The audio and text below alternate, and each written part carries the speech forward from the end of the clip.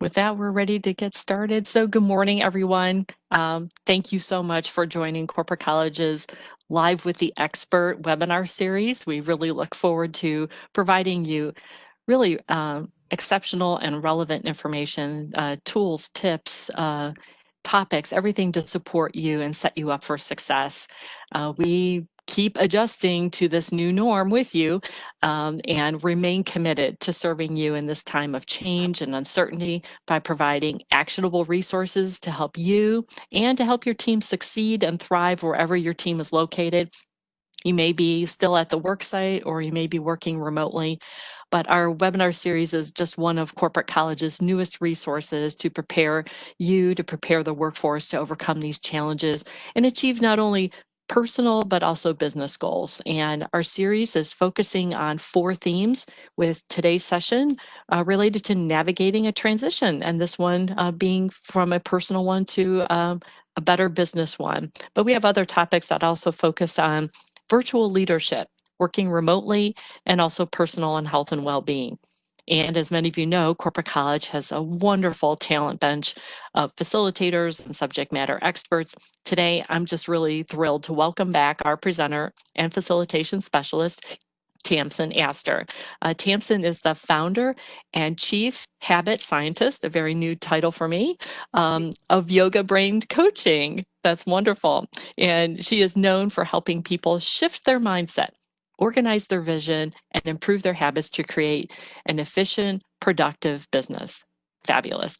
I didn't even realize this, but we make over 35,000 decisions every day, which leads to decision fatigue. And Dr. Astor helps us really reduce the amount of overwhelming decision-making activities by harnessing your goal achieving machine, also known as your brain, to really increase your time for energy and fun.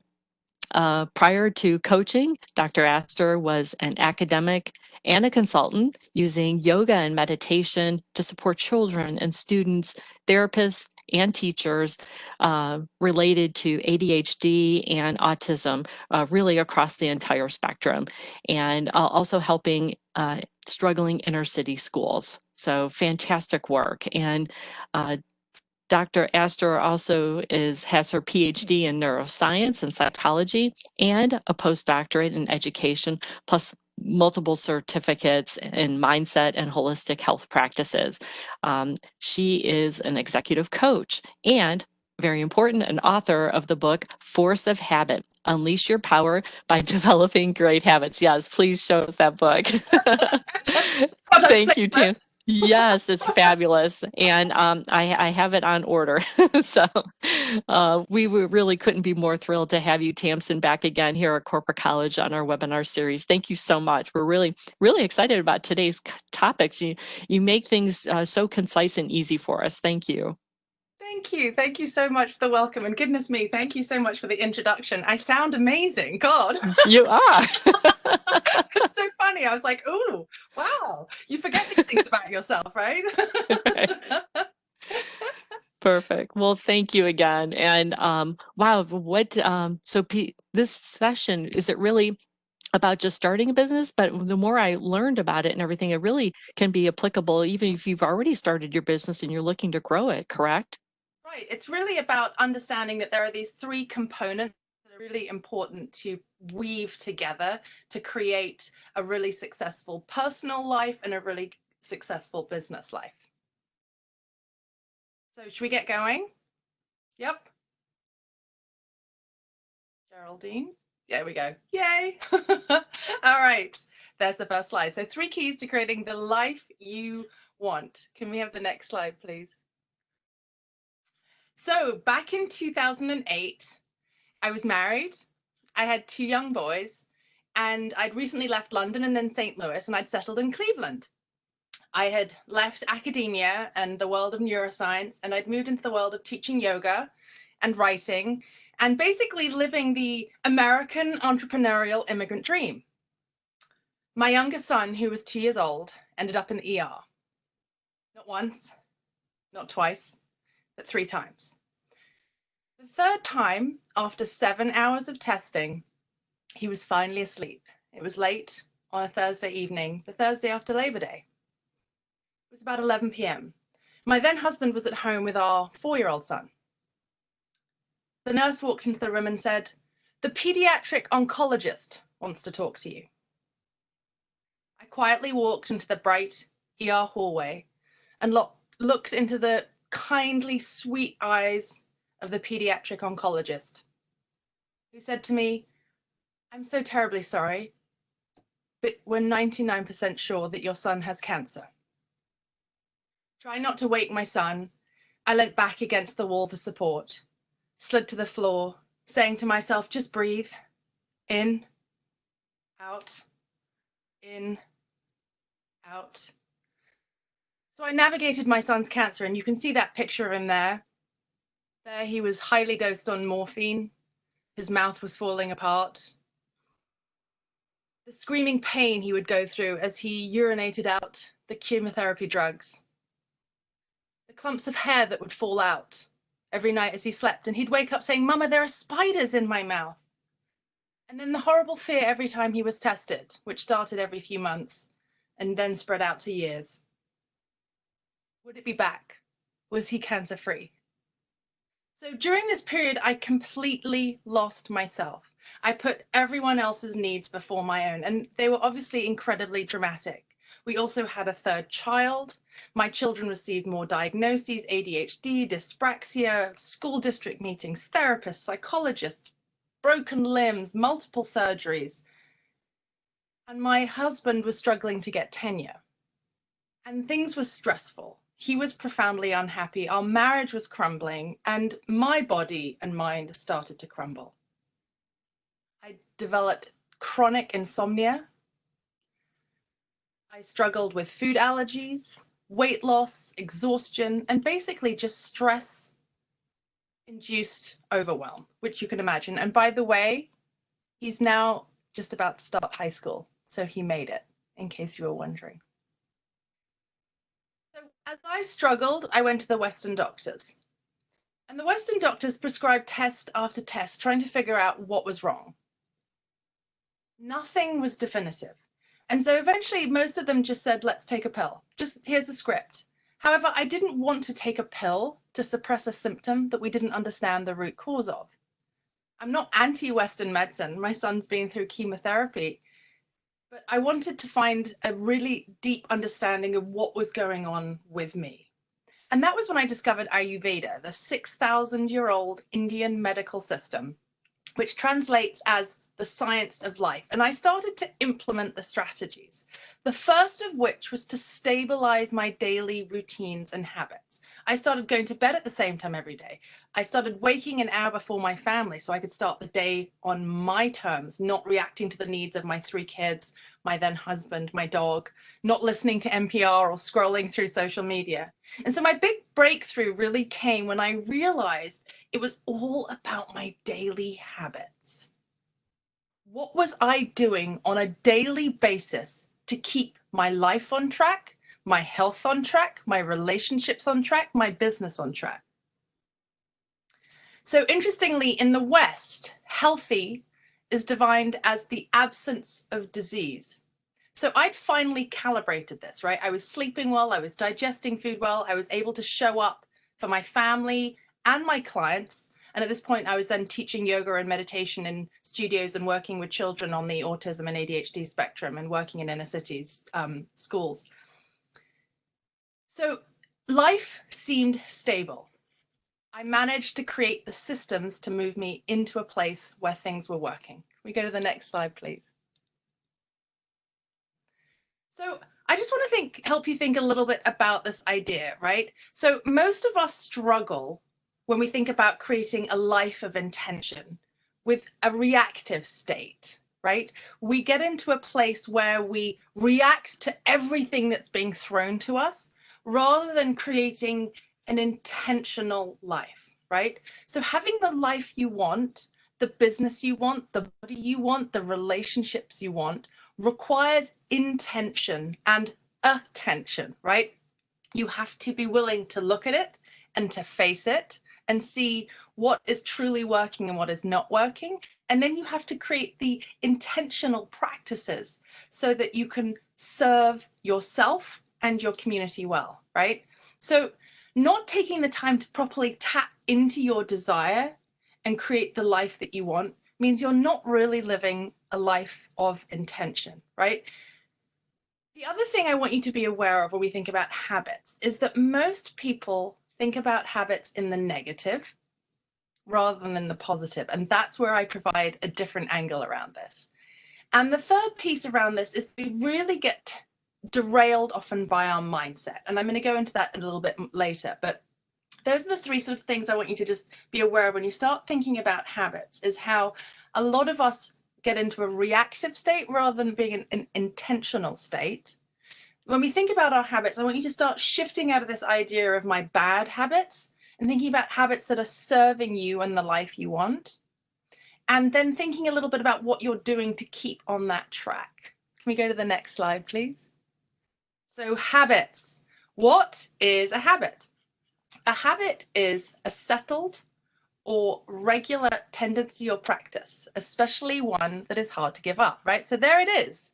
In the title, in the definition of a habit, is that it's difficult to deal with. It's a cycle that we've gotten into.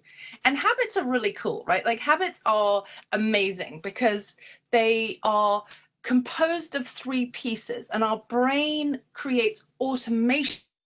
We don't have to think about it. So if you think about when you first start driving a car, right? Which my 16-year-old is kind of flirting with a little bit right now. You know, you get into the car and you adjust the mirror and you put the seatbelt on and you check that the height of the steering wheel is right, and you look at you do all that fiddly bit, and then you kind of go, okay, park brake off, you know, and if you're doing manual, you know, engage the clutch, and you think through all those steps. Most of us now will drive from A to B and we won't even be able to remember what route we took, what we passed along the way, because not only has the process of driving become automated, but everything else about it has too, right? We go into that kind of autopilot. So habits are brilliant. The thing is we need to look at the ones that are serving us and the ones that are not. Can we go to the next slide? So when you think about habits, I want you to think about, what daily habits do you practice? Are you following habits that are working for you or are working against you? Are they derailing you? And the question is, wouldn't you want to know what they are and how to change them? And that's really the big issue when we think about habits, is that most of us tend to not pay attention to the framework that habits are operating within. And that's partly because when we think about habits, we don't really look at all of the different components that make up a habit. Little hit of coffee. So a habit has three components: the cue, the thing that triggers the habit, the actual behavior itself, and then the reward, what you're getting out of the habit. And most of us, when we think about our habits, we just look at the behavior, the actual habit itself, and we don't look at what's triggering the habit and what we're getting out of it. So when we think about habits and thinking about how to change our habits, and whether our habits are serving us and doing us a favor and helping us keep on track for the life we want, we need to be willing to look at what's cueing the habit and what we're getting out of the habit. Does that make sense? Does anybody have any questions about that? I'm happy to take a moment to see if anybody has any questions. Doesn't look like any, but I know it can sometimes be a little bit delayed getting that up there.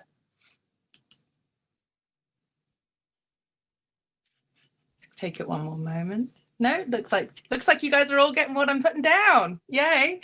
So when you are thinking about your habits, I want you to really be willing to look at them. What do I mean by that? So that's the attention bit.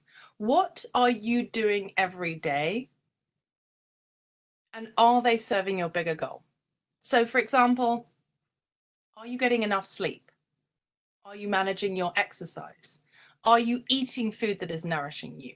Are you navigating your relationships in a way that feels positive and loving? Are you managing your inbox? Are you managing your team?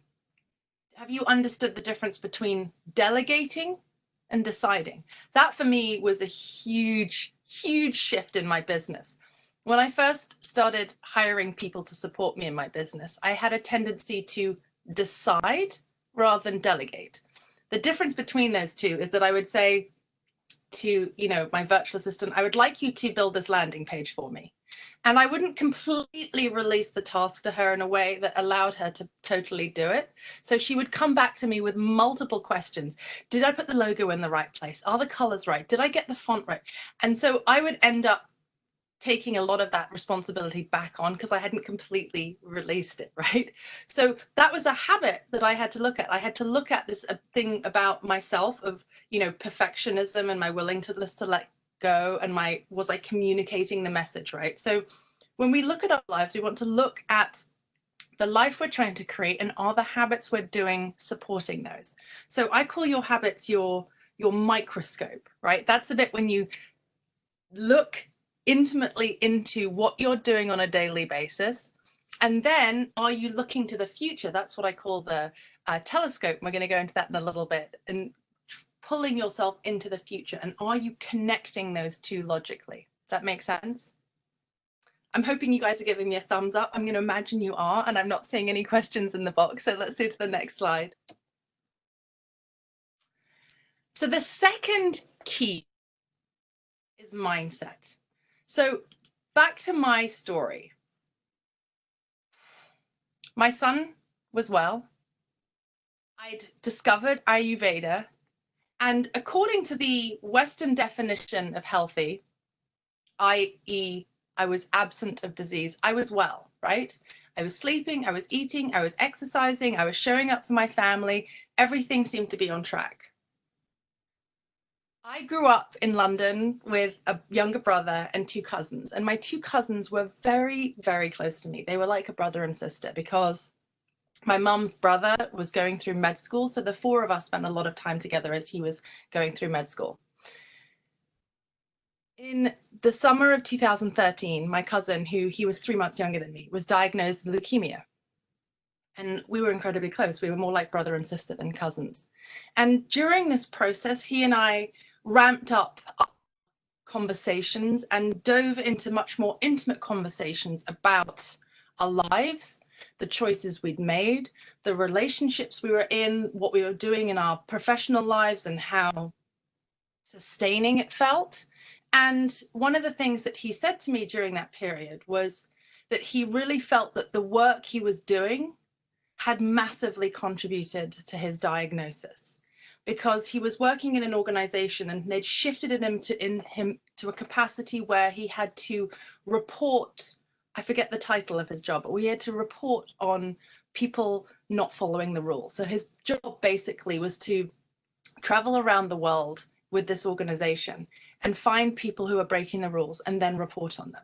And he was this, like me, super nerd, science PhD, very gentle soul. And this act of having to repeatedly, call people out, he felt he'd turned inwards on himself. And the more we had these conversations about it, I started to realize the power of mindset. So mindset, this is your mental habits. It's so, so key. So what do we mean by mindset? Mindset is a collection of thoughts and beliefs that create your attitude, your habits, or your disposition, and modulates how you respond to and interpret events.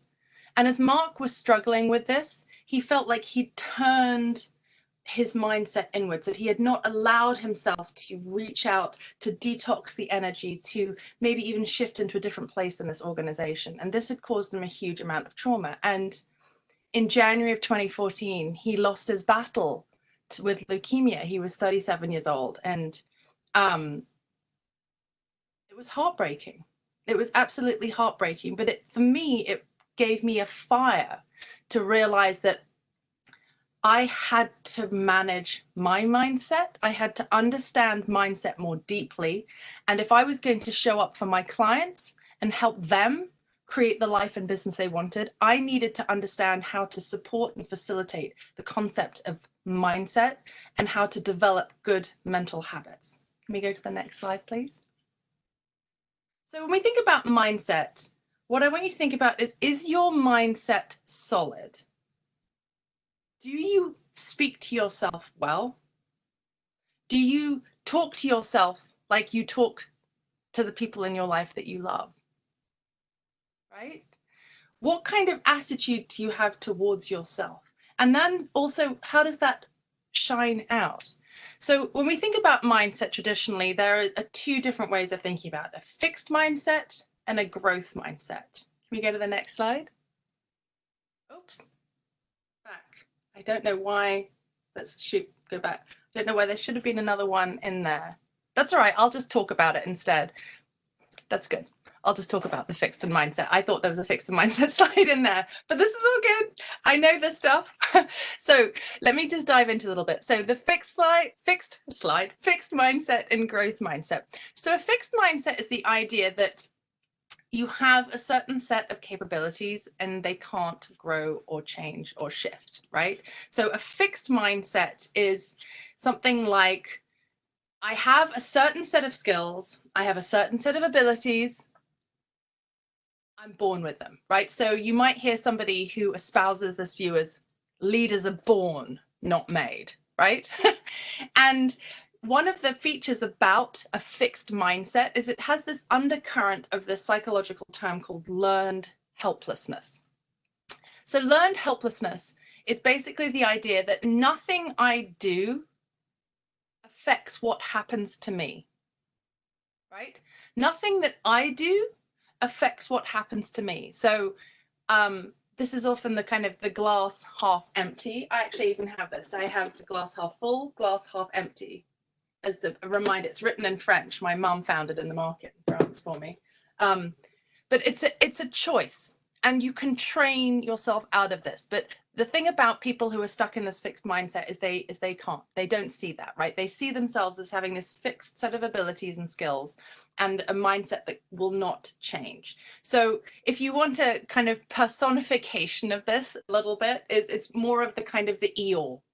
If you guys like Winnie the Pooh, that kind of, oh, you know, that rolled in shoulders, slumpy, doesn't matter what I do, it's not going to work kind of energy. Does that make sense? I hope that all makes sense. Let me see if there's any questions about fixed. Okay. So growth mindset. Growth mindset is the exact opposite. So growth mindset is this idea that your skills and abilities can improve with practice, right? Your skills and abilities can improve with practice. And if you kind of step back and look at the world at large, you intuitively know that, right? When we look at athletes who practice, right, and have a really strong mindset, we see it. So, you know, someone like Michael Phelps, you know, who had this incredibly dedicated commitment to understanding his breath and understanding his stroke length and understanding all of the, and then also just getting into the pool and, you know, all of the other pieces that tie into this, right? So the growth mindset is associated with this psychological construct called learned optimism, right? Learned optimism really puts the locus of control in your hands. If I work harder and smarter, I can resolve this, right? If I work harder and smarter, I can resolve this. So this is more of the leaders are made mentality, right? So again, if you want a kind of character to personify that, Tigger, right? Like, you know, he bounces around and he's all full of energy and he's like, I'm going to try this and I'm going to try this and maybe I'll bounce off in the wrong direction, right? And it's that kind of energetic growth and focus around that. And a little bonus piece about this is one of the biggest differences that you can notice between an Eeyore and a Tigger is energy, right? One of the biggest differences between Tigger and Eeyore is energy, right? And what is it that gives them energy? One of the biggest things that gives them energy is gratitude.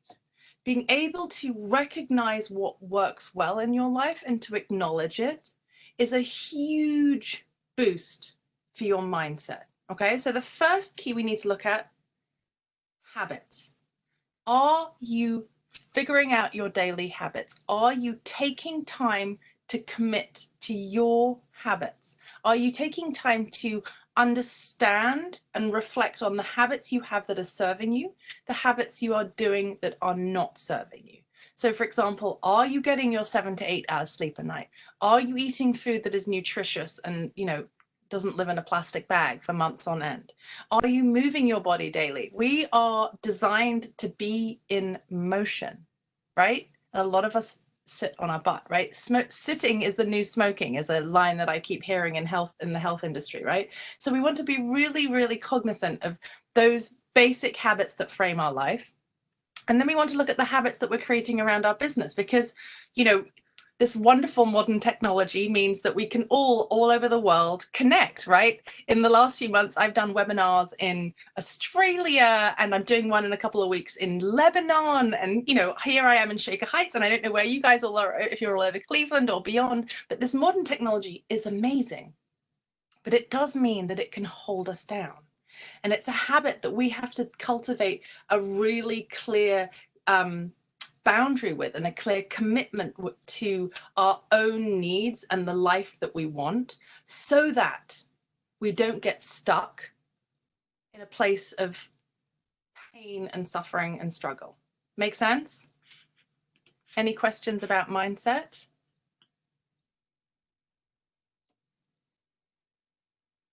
No, looks like you guys are all getting that. All right. So let's go to the next slide. Vision. So you guys already had a little tip that this was the third one coming. So this is the third key for creating the life you want. Vision. So back to me really articulating how I came to this realization that these three needed to work together. So January 2014, my beloved cousin Mark died. And it created this big shift in me, because it made me realize the power of mindset, but it also really fired me up to make life, to make sure that the life I was leading honored his life, and that I didn't take that pain I was feeling and the pain that I could see rippling through my family and with his wife and his parents and his sister. And I really wanted to use his life and use his experience and use his short experience of life to reorient myself back out into the world, like when my son had cancer, of like, what do I really value, what is really important to me. So I really started to look a little bit more at what kind of life was I creating for myself, for my children, for my clients, for my family. What was the world I was trying to inhabit, and what could I do to make it a world that would be better? So 6 months after Mark died, my then husband walked out again. It was the fourth time he'd walked out in our marriage. This time, though, I decided not to take him back. This time, I decided it was time to put my needs before the needs of my children in this situation. This was the time that I decided I had to prioritize myself, so that I could serve my children better, so that I could serve my clients better, so that I could show up in a fully integrated way. And it was one of the toughest things I'd ever done, because he and I had been together for 16 years. We had 3 children together. My parents are approaching their 50th wedding anniversary. My grandparents made it into their 60s years of marriage, right? I'm surrounded by lots of happy marriages. And so for me, this was a huge step to navigate the emotional trauma of going through that. But I knew I had to, if I was going to create the life that I wanted and show my children that it was possible to create a life that made me happy and made them happy too. So vision. What do we mean by vision? Vision is about thinking about where you want your life to be, right? When I stepped back, my first step was really in reclaiming, and I understood that vision was important because it helped me create the life that I wanted to go towards, right? So when you think about your vision, there are a number of different ways to quantify it. The one that I use in my business is the vision around 4 different components. I'm not going to dive into them extensively because, we've got limited time on this webinar. But one of the key features of this way of looking at your life is that it prioritizes your purpose, right? What are you here to do? What are you good at? What do you enjoy doing? What would you do if you weren't paid? Right? So what I would love for you to do now is take a couple of minutes to close your eyes, put your feet on the floor, soften your tongue in your mouth,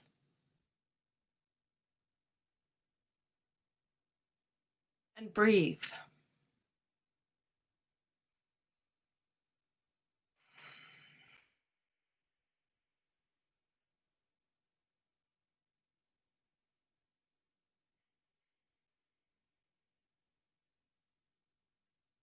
And as you integrate your mind into your body through the action of breath, slow down. Feel your feet grow roots into Mother Earth.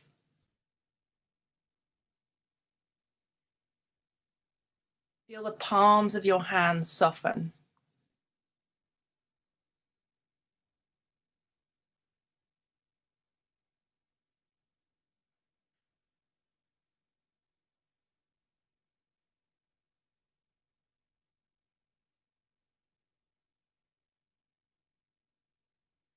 Let your belly move in and out with the breath. So don't try and hug in that belly. Let the belly completely expand on the inhale and contract on the exhale.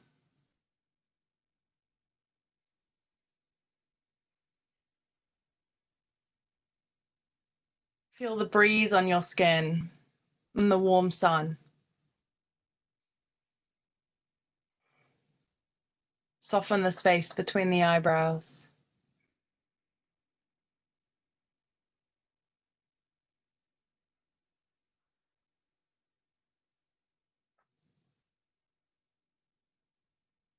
And then take a look around you. In your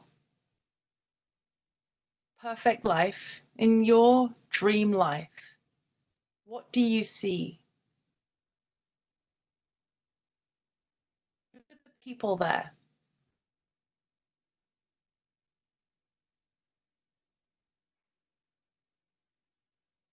What work are you doing? What are you wearing?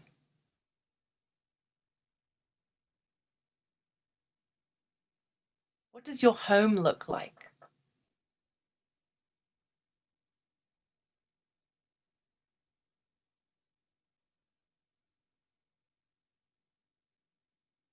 What does your office look like?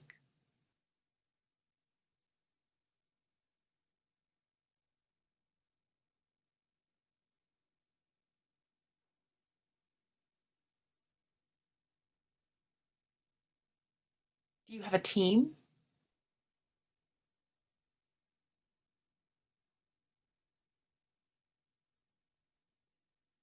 What do you do at the end of your day?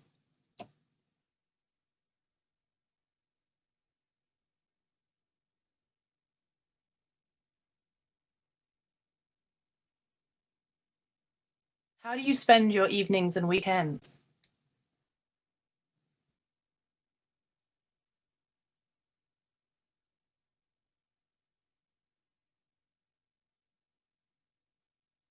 What about vacations?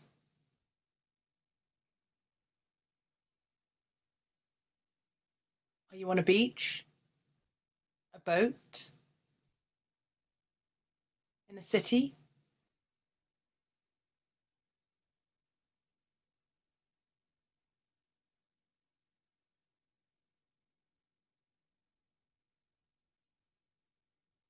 Who do you support?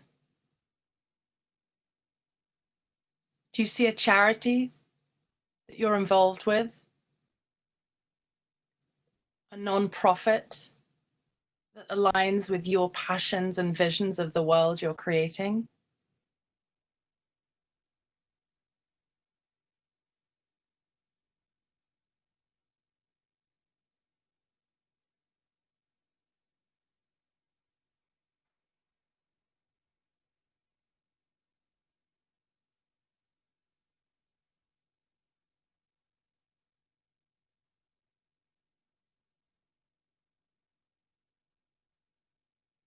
Really take a moment to feel this. Allow your senses to be completely enveloped in this vision. Maybe there are bunches of tulips, the smell of freshly brewed coffee, the pop of a champagne cork, the hugs of your favorite people. Feel it. Feel this life that you want, this business you want, these relationships you want.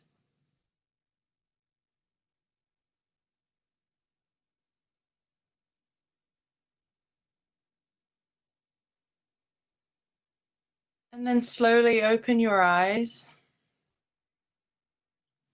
grab a piece of paper, and just draw or write a little bit about what this vision looks like for you.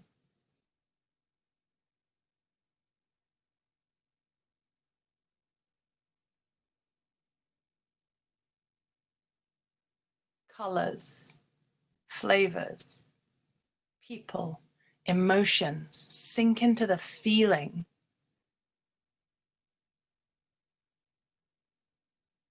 What does it feel like to be living this life?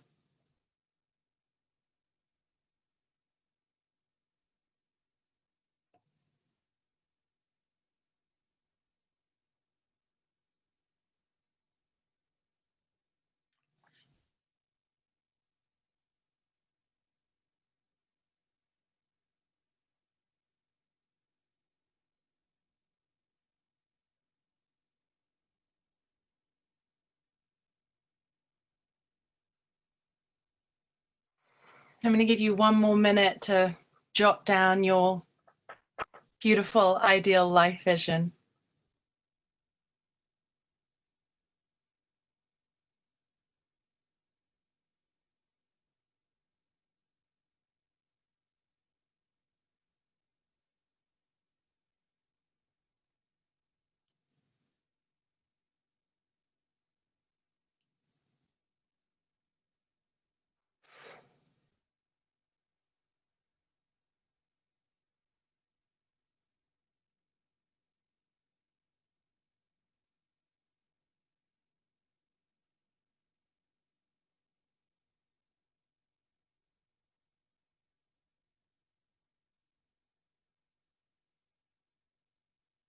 Put as much emotion and color and energy into this description as you can.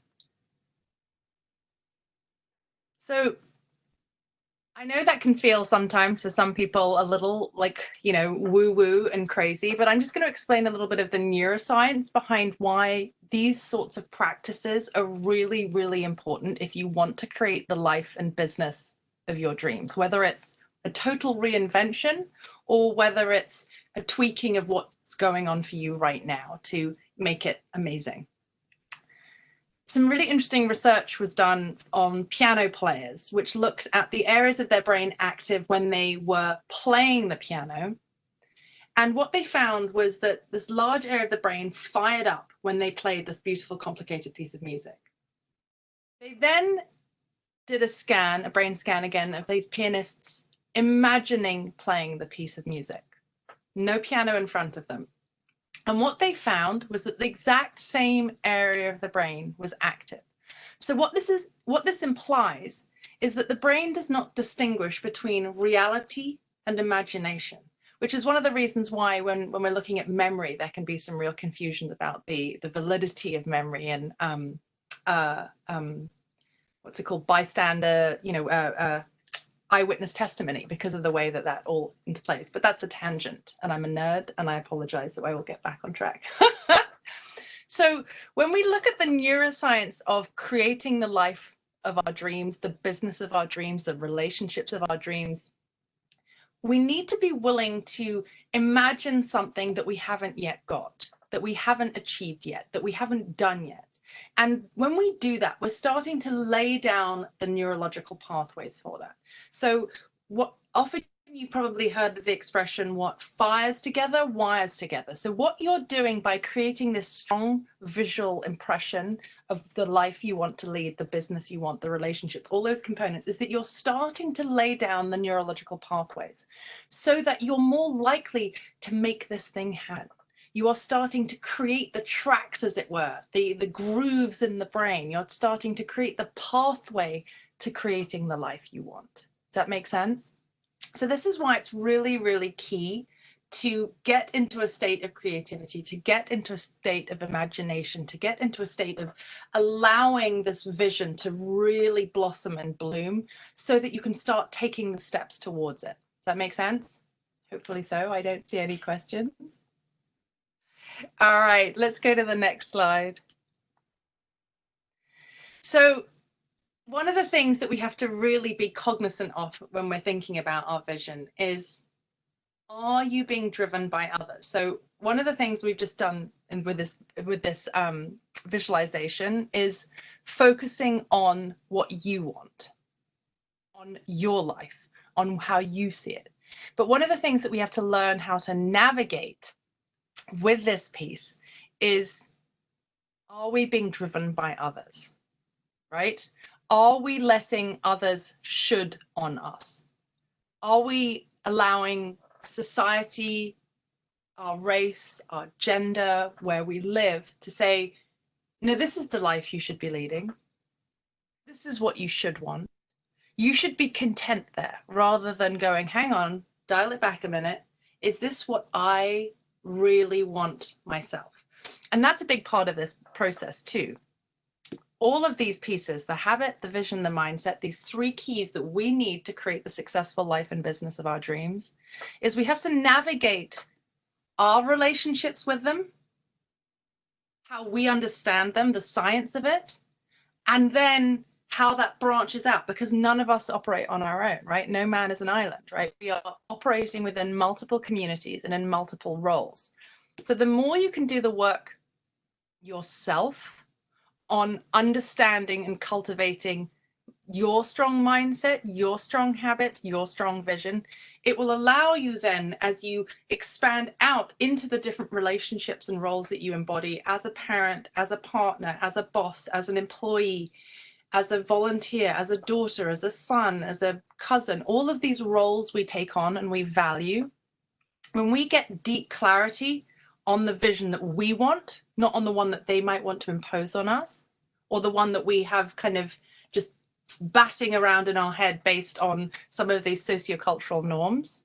When we really articulate that and then cultivate those really strong habits that support that vision, while allowing a deep mindset to keep you on track, that will allow you to create the life you want. Next slide, please, Geraldine. All right, so the three keys to create the life and business you want. You need to have a vision.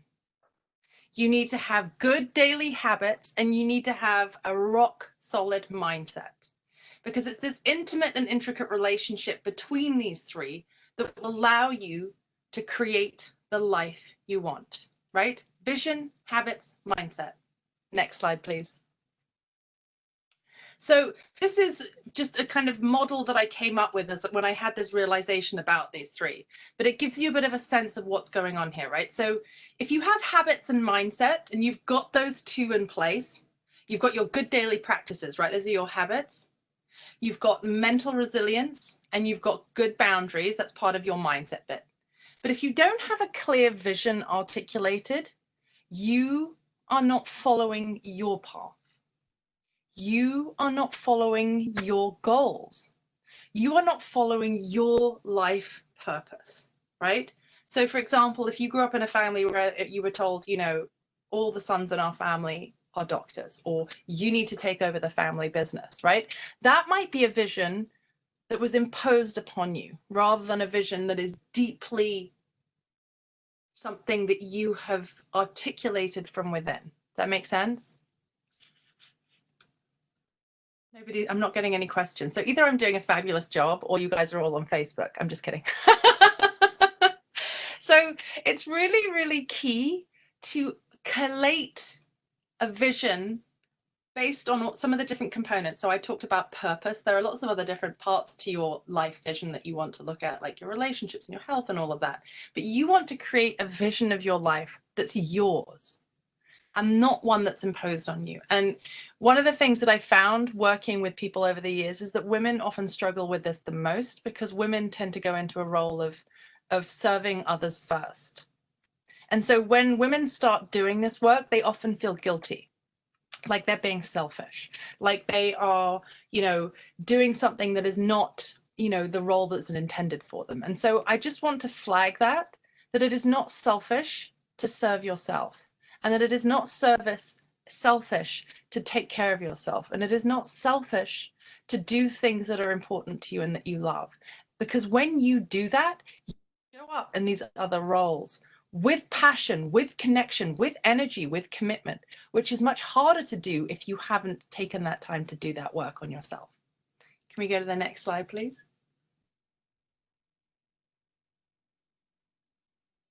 All right. So if you've got your vision nailed and you've got your mindset nailed, you know where you're going. You're like, this is the life I want. This is the direction I'm going in. This is what's important to me. And I'm also strong in my mindset, right? So I'm committed to my path. Like, I know what I'm going to do. I believe in where I'm going. I talk kindly to myself. I've got strong boundaries. I'm really on this path. But, whoops, if you don't have strong daily habits in practice, your productivity is reduced, right? So if you are not sleeping through the night, if you are not, right, exactly. So I've just had a comment here which says, you know, it's really it can be really hard to feel like serving yourself as a woman, because there are certain cultures that really, you know, put women in a particular expect a certain way of women to be behaving. So that's it. I mean, that's an interesting question. So should I serve myself first then, or just add me into the mix? So when you look at your roles, you want to look at the roles that you embody, right? So, you know, yourself as maybe a parent or a partner or an employee or employer, right? You want to look at these different roles, and you want to recognize that if you don't serve yourself, you can't show up. So taking a step back and thinking about the habits you have for yourself, you want to think, are these habits allowing me to do the job that's important to me, to be the kind of parent I want to be the kind of partner I want to be? So yes, you need to serve yourself, and you need to fill your cup first, because if you don't fill your cup first, you've got nothing to pour out of it.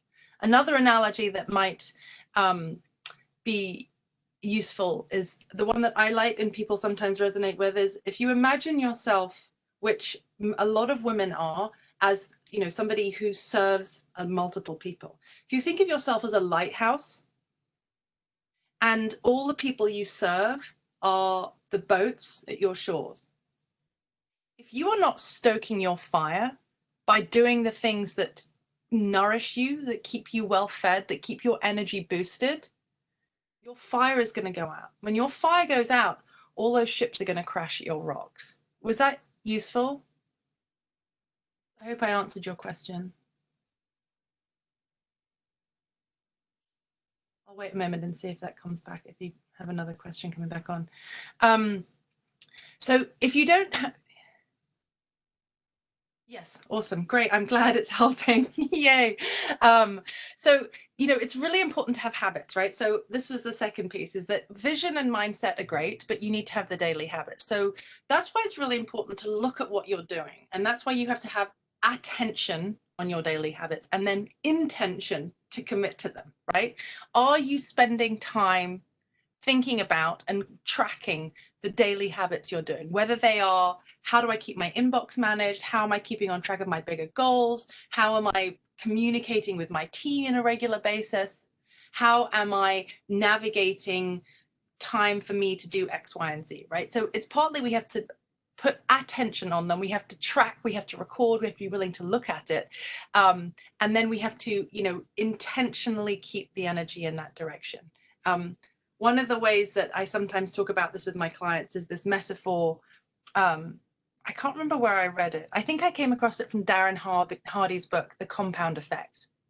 And he talks about how when you start doing this work of really intimately looking at your vision, he doesn't use these three frames, but when you start intimately looking at creating the life you want by, paying attention, creating goals, tracking your goals, surrounding yourself with the right people, you need to you need to get going. You need to start. You need to keep doing.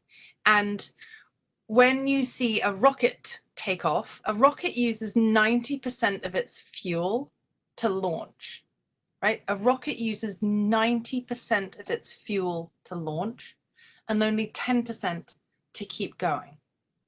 So one of the things about this kind of work is that it can be really hard to start. But once you start, you just got to keep going. And the momentum will build. When you start taking the time to face your daily habits, to face your vision, to face your mindset, to boost these things, to work on them together, it gets much easier. It's the entry into it that can seem really difficult and stressful. All right, can we have the third one? There we go. All right, so again, the reason these three, if you have your vision and habits, you've got your direction. You're like, this is the life I'm creating. This is the world I want for to be part of, and that I want to actively participate in creating. And I'm really good at my daily habits. I sleep, I eat, I exercise, I follow my goal checklist, I communicate with my team, I get to my office desk by 8 a.m., I close it up by 5, I follow through, and I get right? I follow all of those things. If your mindset is not strong, you're not resilient, right? And we know that resilience is vital to keep on track. So I talk about the vision and habits as the habits is the microscope, the vision is the telescope, and the mindset is the thing that keeps you on that path, right? If you don't have strong mindset, when somebody says something nasty to you, like, well, that was a terrible presentation, you'll recoil, and it'll ripple through, and then you may have an ineffective day or a week or a month, right? If one of your kids says something to you, you get carved up in the way to work. If you scroll through Instagram and you see this person who has this perfect life altogether, and you think, oh God, I'm failing on every front. I don't lay out the table beautifully, I didn't make the meal from scratch, I could lose 20 pounds. Why do they have the most beautiful decorated house, blah, blah, blah, blah, right? The way that we do this negative self-talk. If you haven't cultivated strong mindset practices to keep you on track, you will not create the life and the business you want, because you will get knocked off track by your self-talk, and you'll get knocked off track by the traumas. And what we're seeing right now is a massive trauma spreading through the world. I mean, I'm seeing it as like a massive unveiling of the underbelly. And it's really traumatic, because what it really is creating in a number of spheres is massive uncertainty. And massive uncertainty is incredibly destabilizing to the nervous system.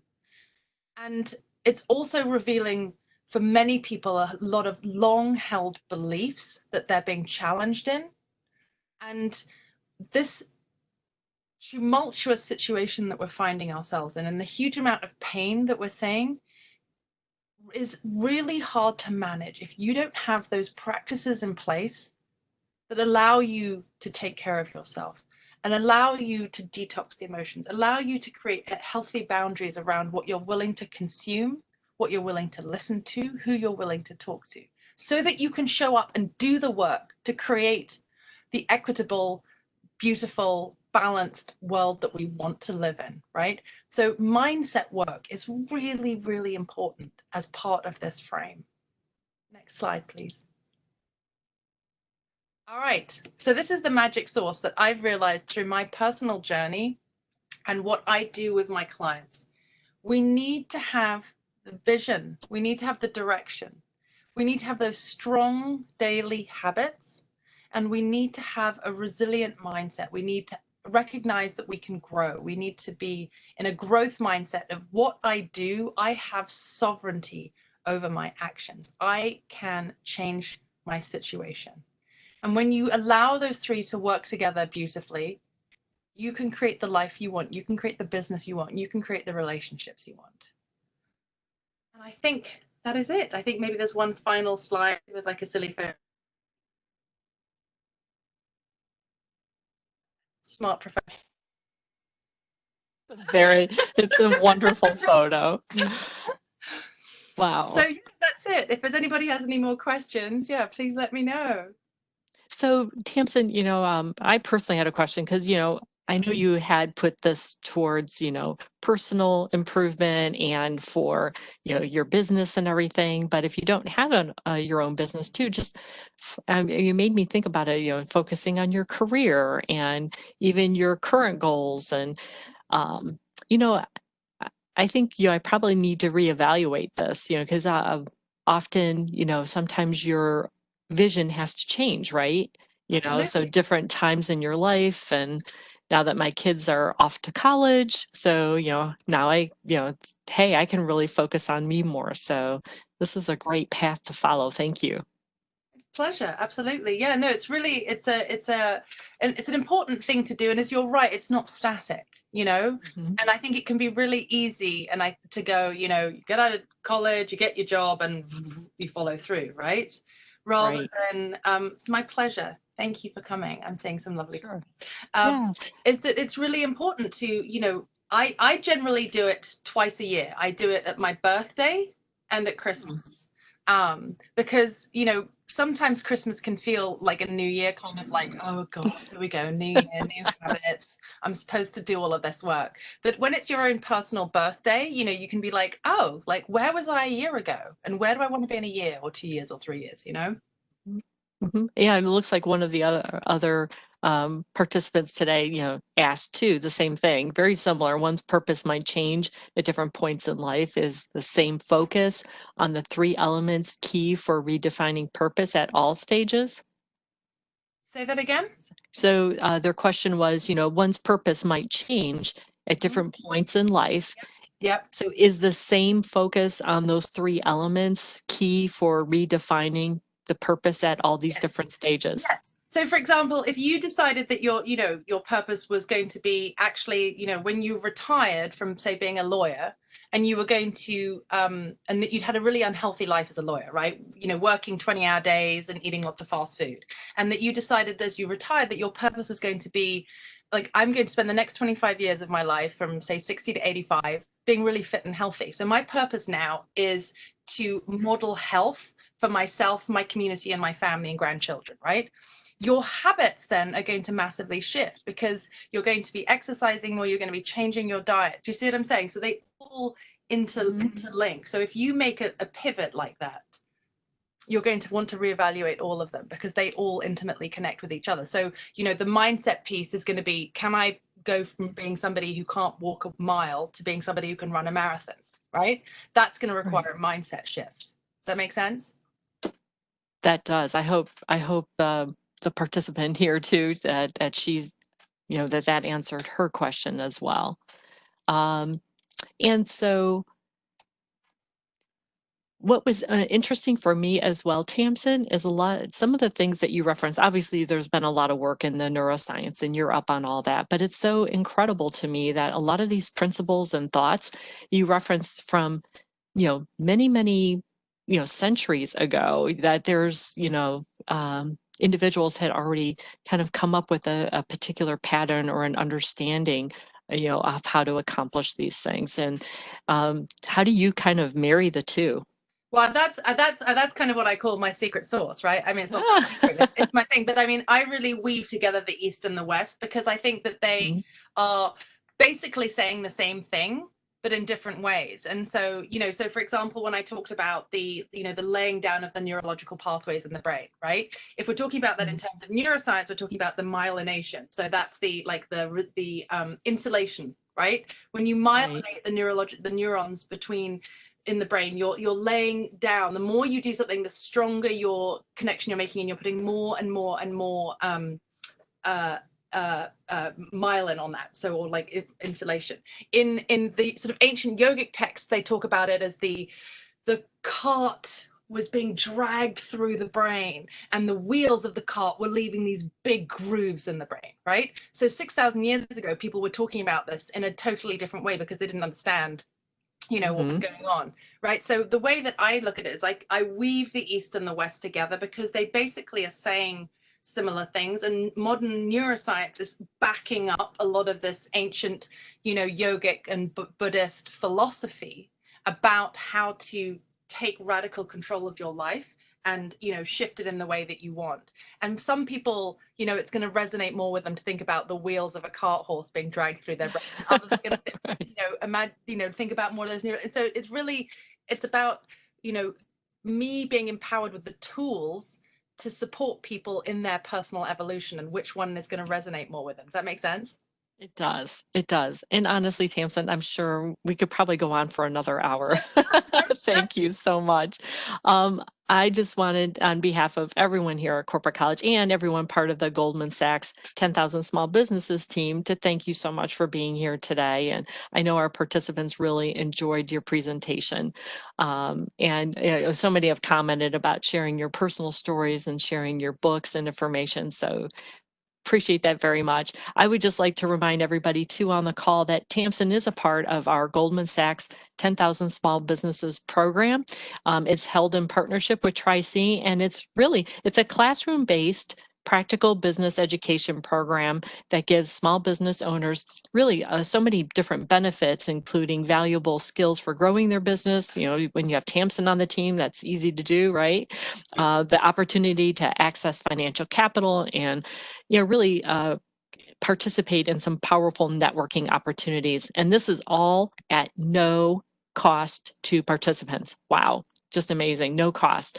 The program is taught by subject matter experts like Tamsin in all these different areas by providing one-on-one advice, clinics, and workshops. And participants learn to identify and evaluate opportunities and understand financial statements, hire, retrain, and lead employees, negotiate successfully, and create a comprehensive growth plan, among other business needs. So if you want any more information about that, please see our Tri-C website at www.tri-c.edu/10, the numeral 10, KSB. And you'll find out more information, or you can call Heidi Selzner directly by reaching her at 216-987-3162. And I'll go ahead and I'll actually put that in the chat as well.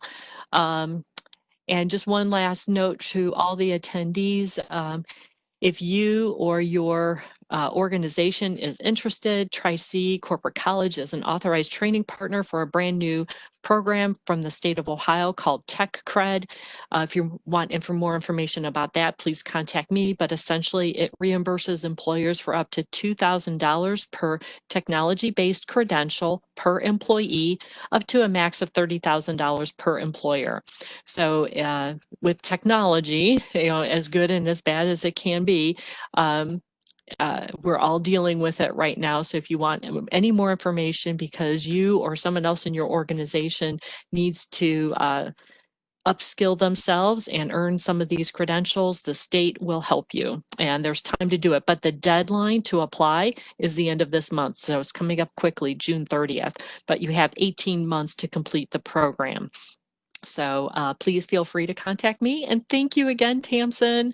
Thanks for sharing all this wonderful information. We look forward to hearing more from you as part of the Goldman Sachs 10,000 Small Businesses. Thank you. Thanks, Thank you so everyone. much. Bye-bye. Bye-bye.